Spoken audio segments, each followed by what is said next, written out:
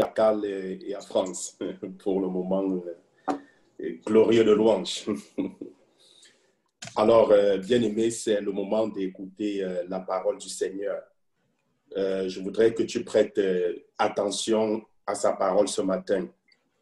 Vous vous souvenez, lors de notre veillée, notre traversée du 31, le Seigneur nous a fait comprendre que cette année sera une année difficile, une année de combat. Mais nous serons victorieux si nous mettons notre confiance en lui et si nous obéissons en sa parole. Ceci est très important. Donc, le Seigneur nous a assuré une victoire complète sur toutes nos épreuves, sur toutes les difficultés auxquelles on fera face si nous obéissons à sa parole, si nous nous plions à ses instructions. Et puis, je vous avais aussi dit que il y a beaucoup de choses à faire en cette nouvelle année. Et le Seigneur voudrait utiliser chacun de nous. Et j'ai demandé à ce que chacun puisse faire un inventaire de ses ressources. Parce que lors de cette traversée, vous vous souvenez, je vous ai présenté les ressources pour le succès. Alors, il était question que chacun fasse un inventaire.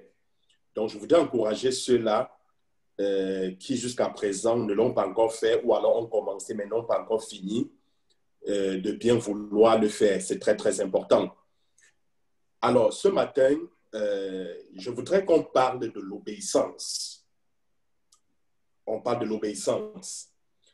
C'est un enseignement que je vais le présenter peut-être en 2, 3 ou 4, au maximum en 4 séances.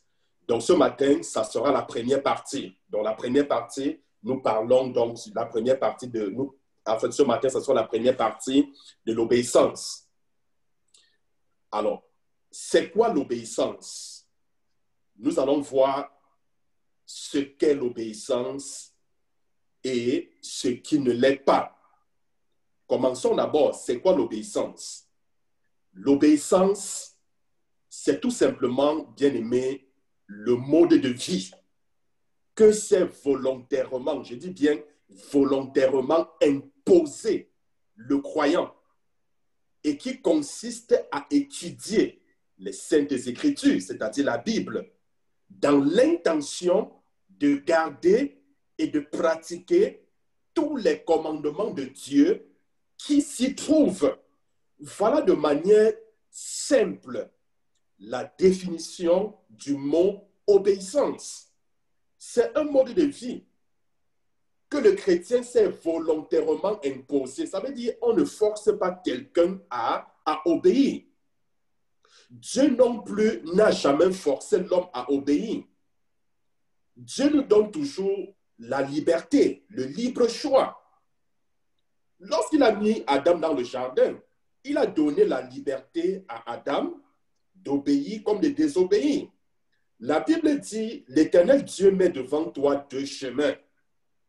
Il met le chemin de la vie, il y a le chemin de la mort. Il y a le chemin de l'obéissance et le chemin de la désobéissance. Voilà les 2 chemins qui sont devant l'homme. Dieu te recommande, c'est-à-dire il ne t'impose pas, il te recommande de choisir l'obéissance. Parce que si tu choisis l'obéissance, alors tu seras béni.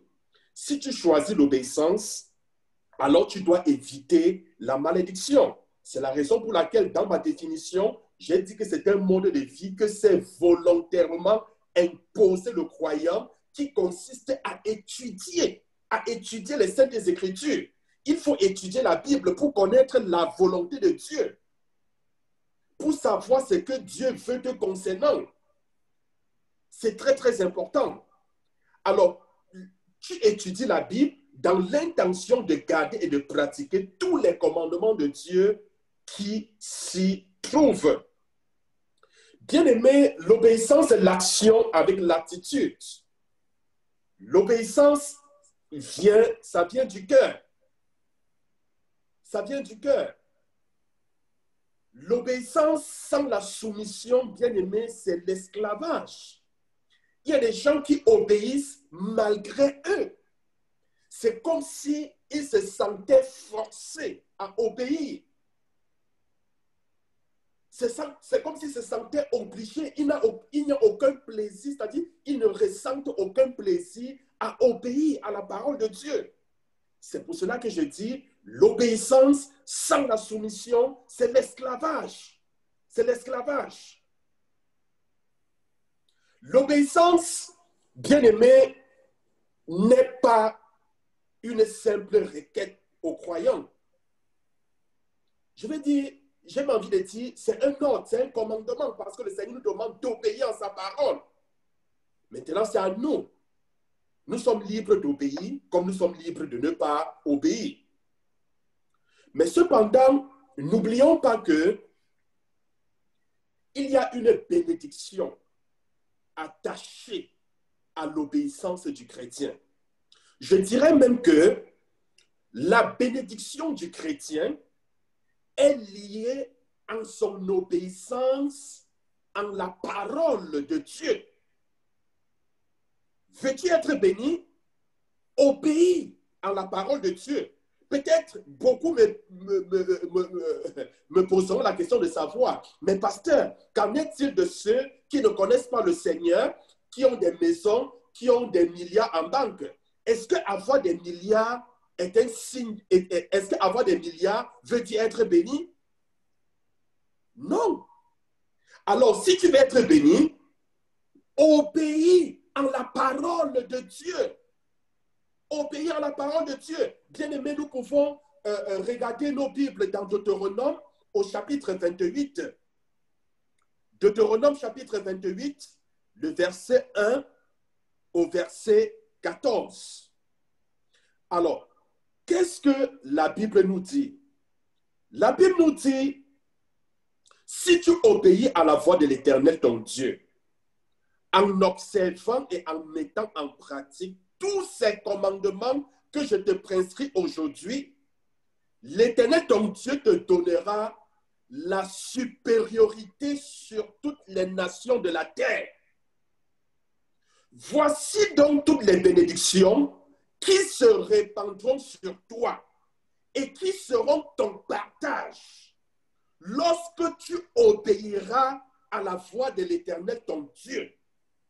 Le verset 3, regardons ces bénédictions qui accompagnent le chrétien lorsqu'il décide d'obéir à la parole de Dieu. La Bible dit, tu seras béni dans la ville et tu seras béni dans les champs. Le fruit de tes entrailles, le fruit de ton sol, le fruit de tes troupeaux, les portées de ton gros et de ton menu bétail, toutes ces choses seront bénies. Ta corbeille et ta huche seront bénies. Tu seras béni à ton arrivée et tu seras béni à ton départ. L'Éternel te donnera la victoire sur tes ennemis qui se lèveront contre toi. Ils partiront contre toi par un seul chemin et ils s'enfuiront devant toi par 7 chemins.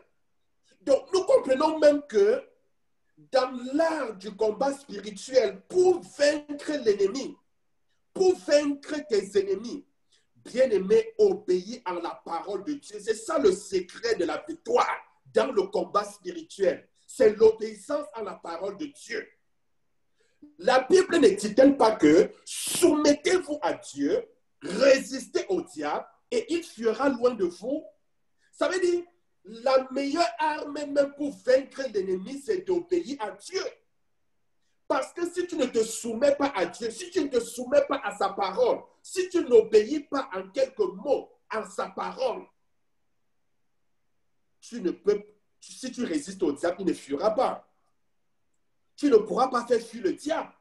Or, la Bible dit que si tu obéis, tes ennemis viendront contre toi par un chemin, mais par 7 chemins, tu les feras fuir.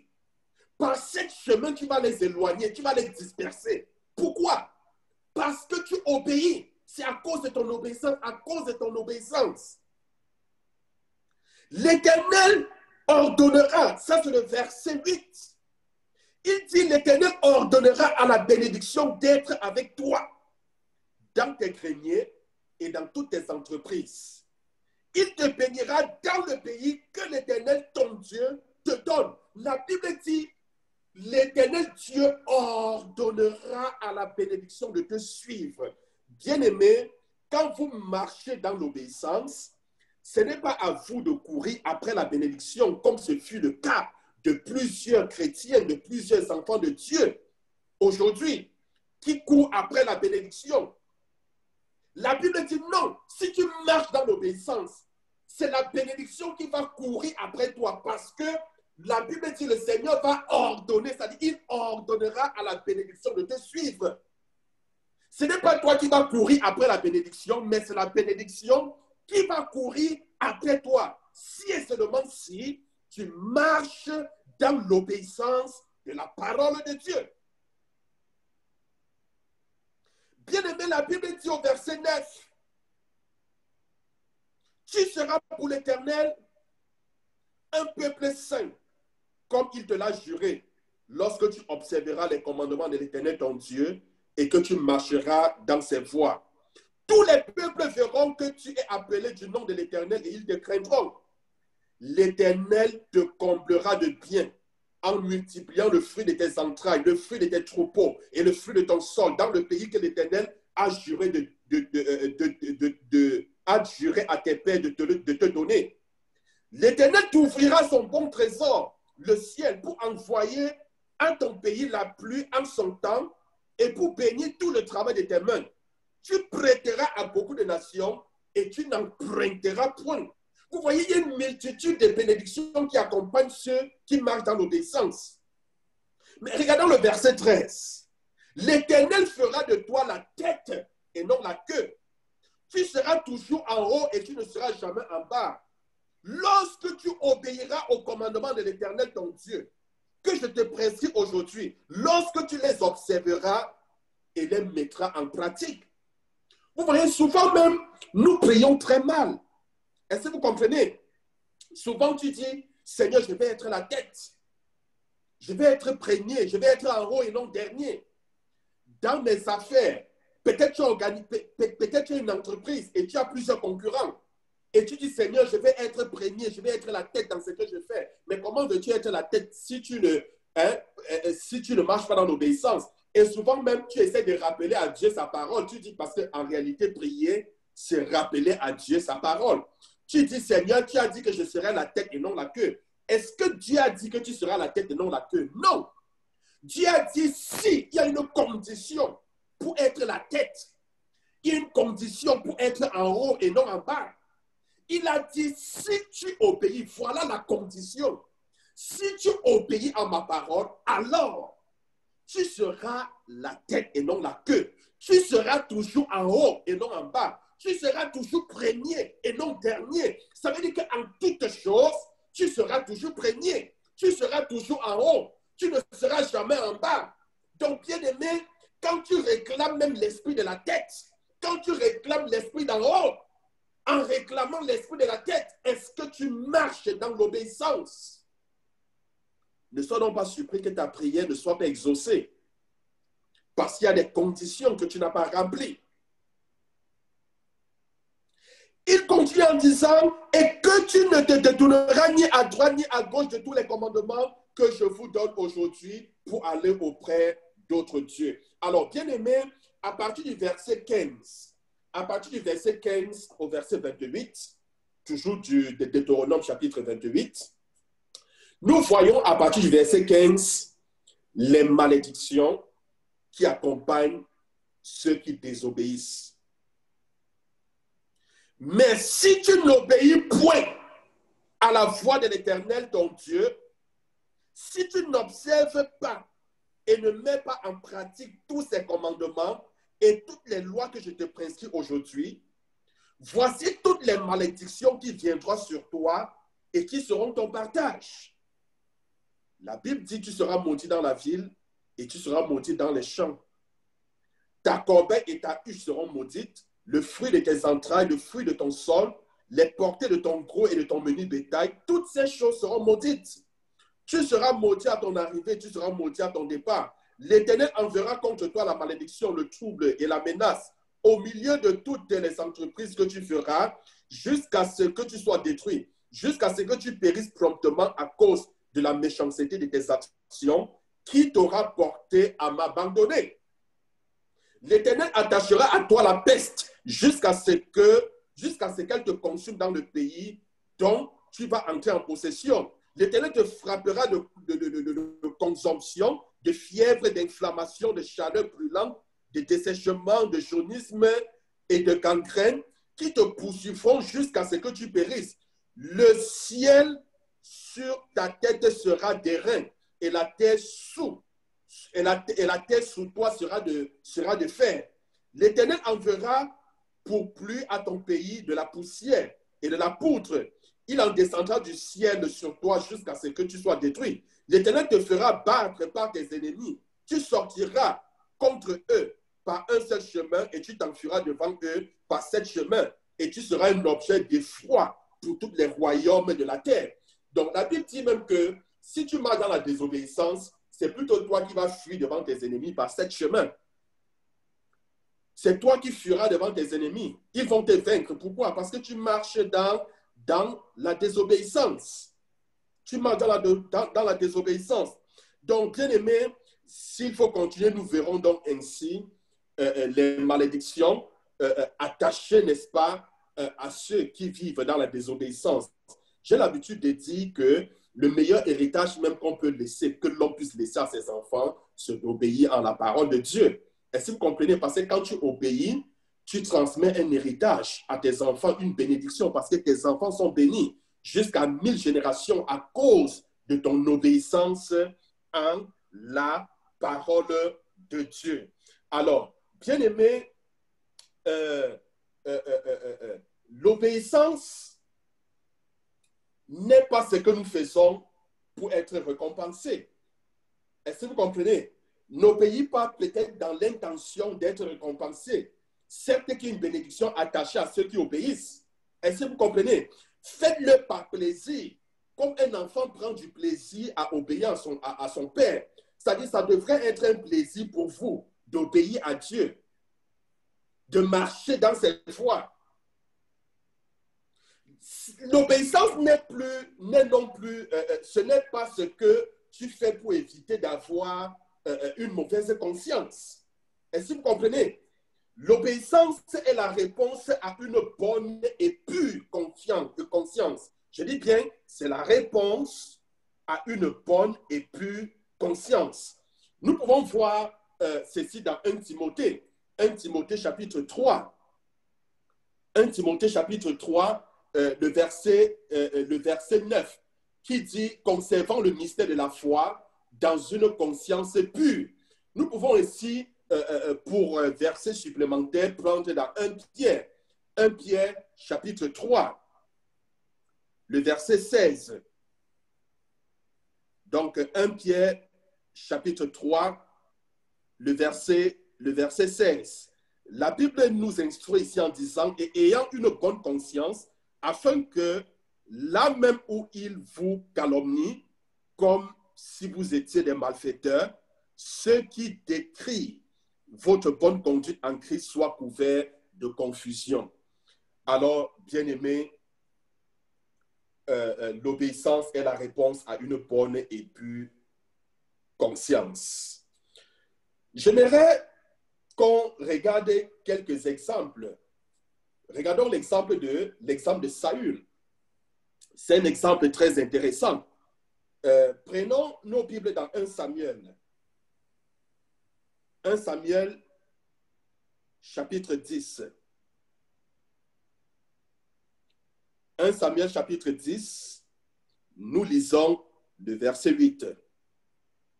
Nous voyons ici une instruction claire que Samuel donne à Saül.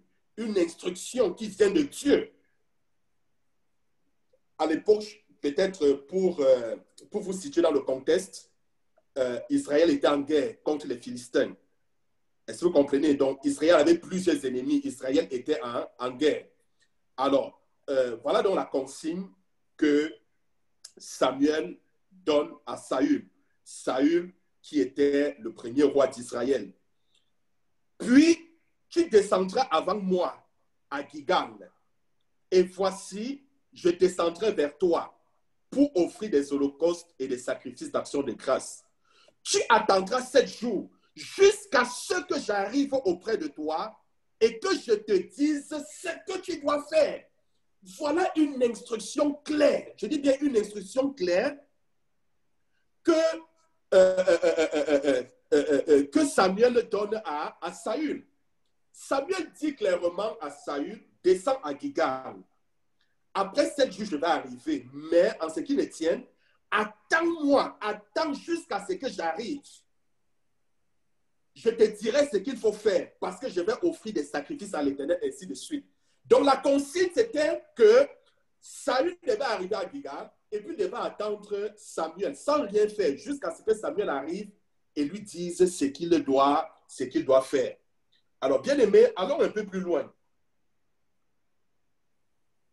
Dans 1 Samuel, chapitre 13, verset 1 au verset 14.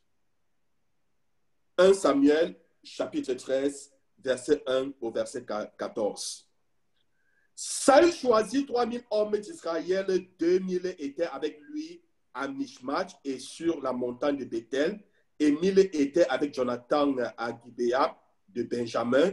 Il renvoya le reste du peuple, chacun à sa tente.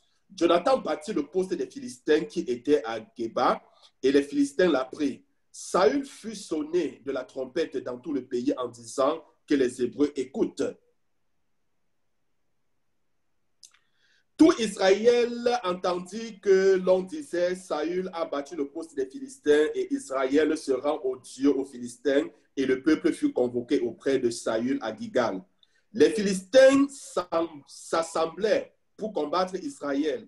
Ils avaient 1000 chars et 6000 cavaliers, et ce peuple était innombrable comme le sable qui est sur le bord de la mer. Il vint camper à Michmash, à l'orient de Beth-Éven. Les hommes d'Israël se virent à l'extrémité car ils étaient serrés de près et ils se cachaient dans les cavernes, dans les buissons, dans les rochers, dans les tours et dans les citernes. Il y eut aussi des Hébreux qui passaient le Jourdain pour aller au pays de Gad et de Galad. Saül était encore à Gilgal et tout le peuple qui se trouvait auprès de lui tremblait. Ils attendirent 7 jours, selon la recommandation de, vous vous souvenez, selon la recommandation que Samuel avait donnée. Alors, ils attendirent 7 jours, selon le terme fixé par Samuel. Mais Samuel n'arrivait pas à Gilgal.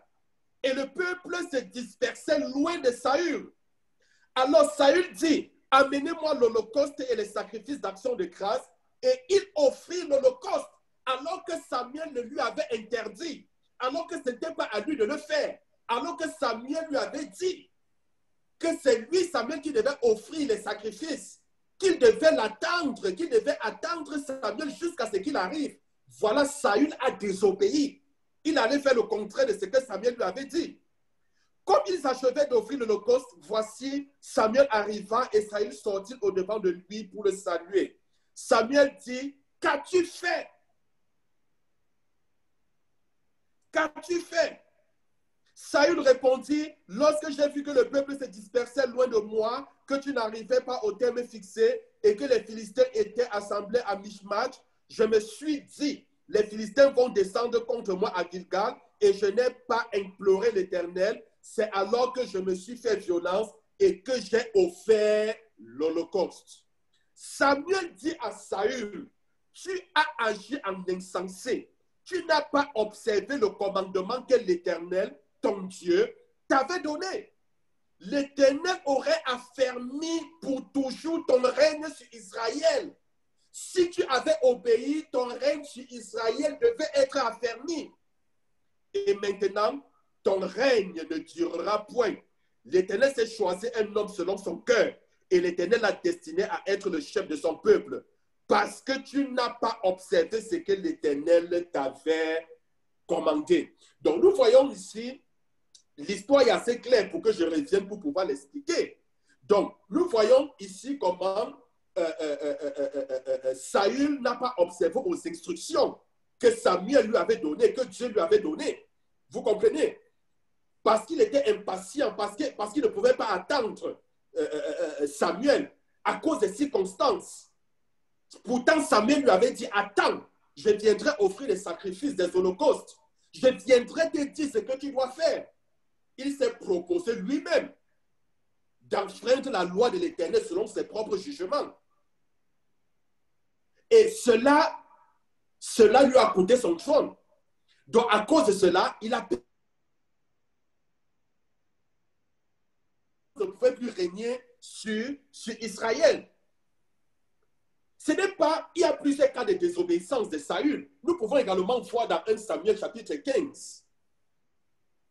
1 Samuel chapitre 15, le verset 3 au verset 23. Je vais juste vous raconter l'histoire, donc vous pouvez lire l'histoire à la maison. Donc, la Bible dit, Israël est allé en guerre contre Amalek. Alors, il était question de détruire tout, de fouer tout par interdit, de tout détruire dans le pays. Dieu avait demandé, quand tu entres dans ce pays, n'épargne personne, aucun homme, n'épargne aucune bête. Tu détruis tout. Mais qu'est-ce qui s'est passé? Saül est arrivé, il a épargné le roi. Je dis bien, il a épargné le roi. Il a épargné les bêtes, c'est-à-dire, il a épargné les animaux qui étaient bien portants. Il a détruit plutôt les animaux qui étaient chétifs, malades, et il a gardé ce qui était gras, ce qui était beau, ce qui avait la forme. Il a donc complètement désobéi à la voix de Dieu. Et il prend donc pour prétexte qu'il a donc gardé ces choses pour les offrir en sacrifice à l'Éternel. Je pense qu'il est bien de lire ce passage. Regardons, je lirai à partir du verset 20.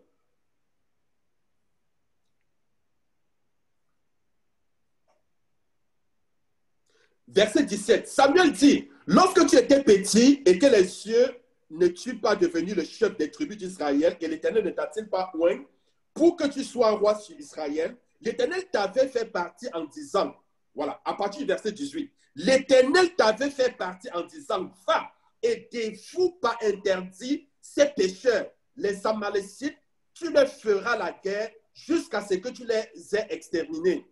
Pourquoi n'as-tu pas écouté la voix de l'Éternel? Pourquoi t'es-tu jeté sur le butin? Et as-tu fait ce qui est mal aux yeux de l'Éternel?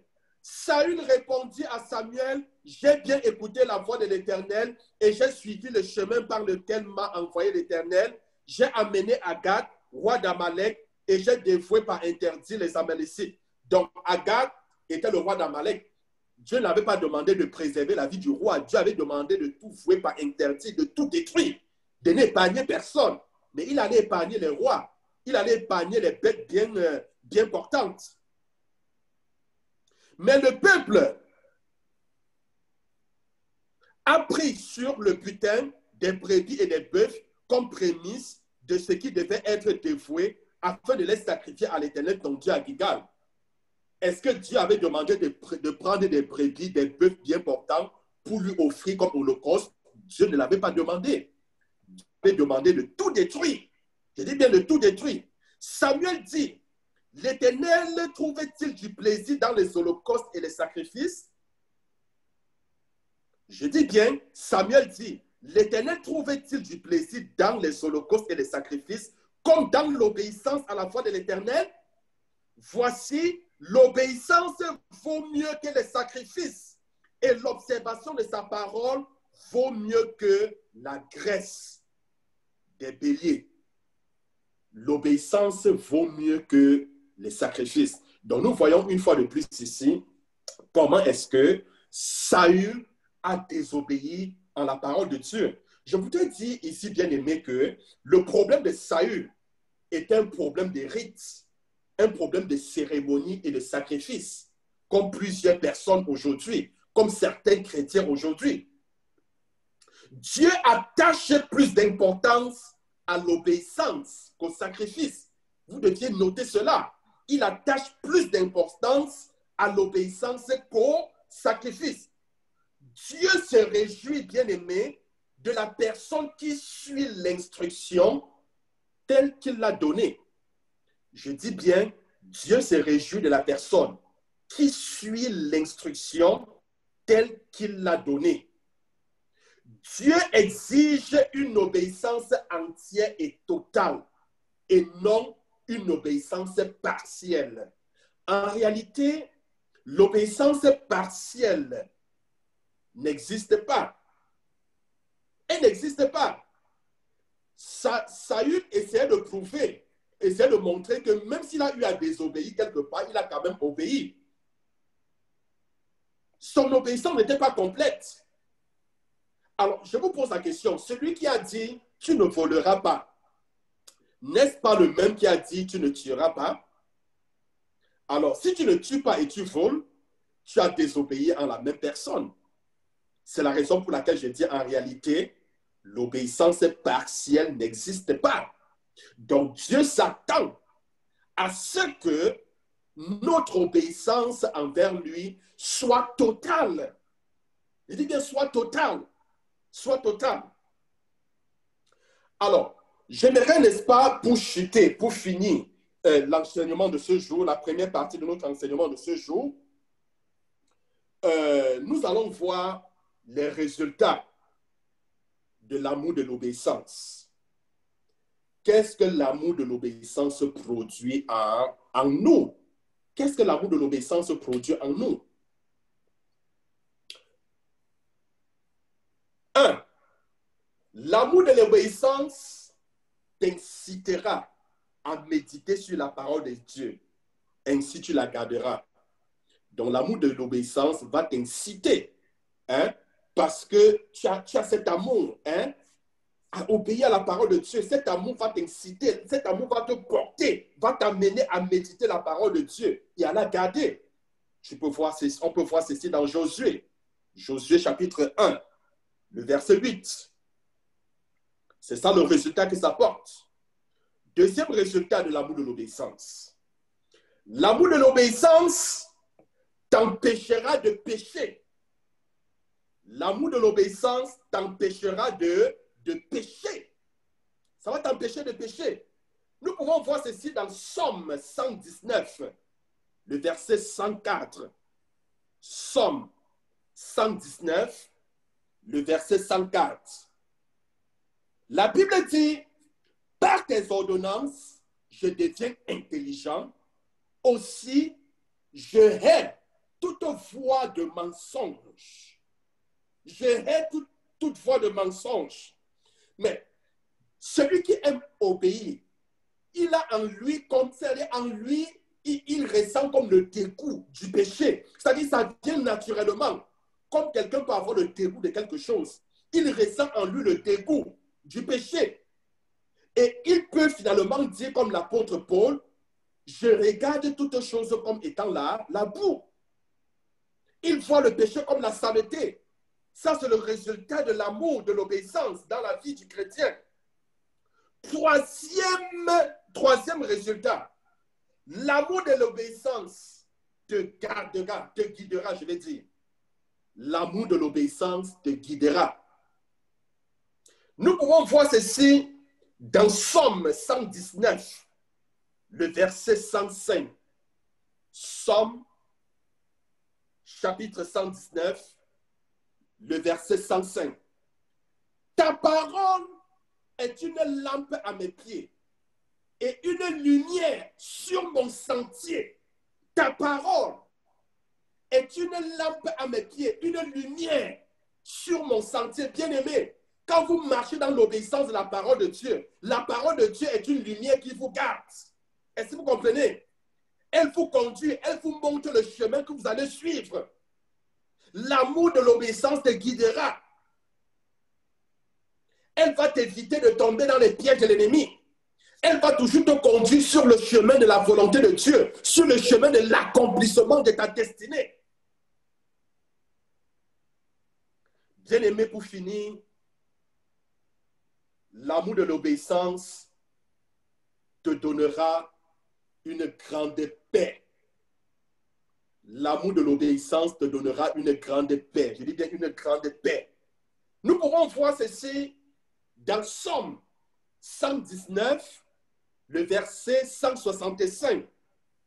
Somme 119, verset 165. Il est dit, il y a beaucoup de paix pour ceux qui aiment ta loi et il ne leur arrive aucun malheur.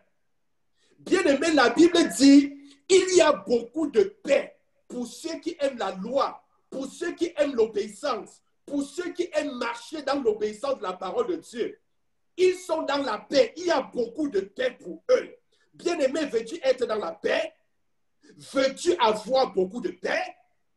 Alors marche dans l'obéissance parce qu'il y a beaucoup de paix pour ceux qui marchent dans l'obéissance. La Bible dit, et il ne leur arrive aucun malheur. Le Seigneur les garde. Le Seigneur les protège. Alors, bien-aimés, le dernier point que je vais vous donner, nous voulons que le Seigneur nous remplisse de sa puissance. Que le Seigneur nous remplisse de son onction, de son huile. Mais nous ne voulons pas marcher dans l'obéissance. Ça ne marche pas. Je prends un exemple naturel, un exemple quotidien. Qui de vous se oint sans se laver? Je pense que c'est après avoir pris une bonne douche, après avoir pris une bonne douche, c'est-à-dire tu te laves, tu te savonnes, tu te frottes, hein, tu te laves correctement, tu te suis.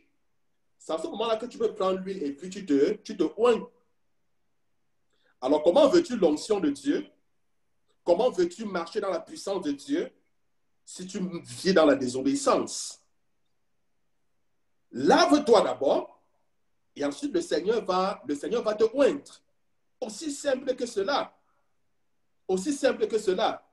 Donc, bien aimé, je vais donc m'arrêter ici ce matin sur ce point pour la première partie de notre message portant sur l'obéissance. Donc, à la prochaine rencontre, nous allons aborder la deuxième partie sur l'obéissance. Alors, je voudrais donc prier que le Seigneur donc accorde à chacun cette grâce de pouvoir obéir à sa parole. Et comme je disais, quand je commençais parlant de la définition de l'obéissance, c'est un mode de vie que c'est volontairement imposé le croyant. Alors, si tu n'avais pas décidé d'obéir à sa parole, alors je te suggère de prendre cet engagement aujourd'hui, d'obéir en sa parole. Parce que si tu obéis en sa parole, alors bien aimé, tu seras béni, tu seras victorieux. Je vous conseille également de pouvoir reméditer cette parole et surtout de pouvoir la mettre en pratique. Alors, sur ce, je vous souhaite donc un beau dimanche et puis une belle semaine. Que le Seigneur puisse veiller sur chacun de nous, que le Seigneur puisse nous protéger, que le Seigneur nous donne d'obéir en sa parole à partir de ce jour, qu'il nous amène à marcher dans l'obéissance totale. Comme je vous disais, en réalité, l'obéissance partielle n'existe pas. Donc, le Seigneur voudrait que tu puisses marcher dans une obéissance totale. Alors, je voudrais donc que le Seigneur t'accorde la grâce à compter d'aujourd'hui de commencer à marcher dans l'obéissance complète en sa parole.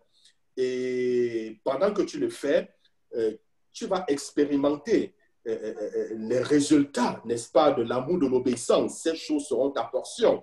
Donc, bien-aimés, demeurez bénis, que le Seigneur vous garde, que le Seigneur vous protège. On se donne rendez-vous mercredi, lorsqu'il sera 19h30 sur Zoom pour notre rencontre de délivrance et prière de guérison. Et puis dimanche prochain à 10h30 dans le cadre de notre culte. Que le Seigneur vous bénisse. Shalom, shalom, shalom. Shalom, merci Pasteur Corneille. Merci Pasteur Corneille.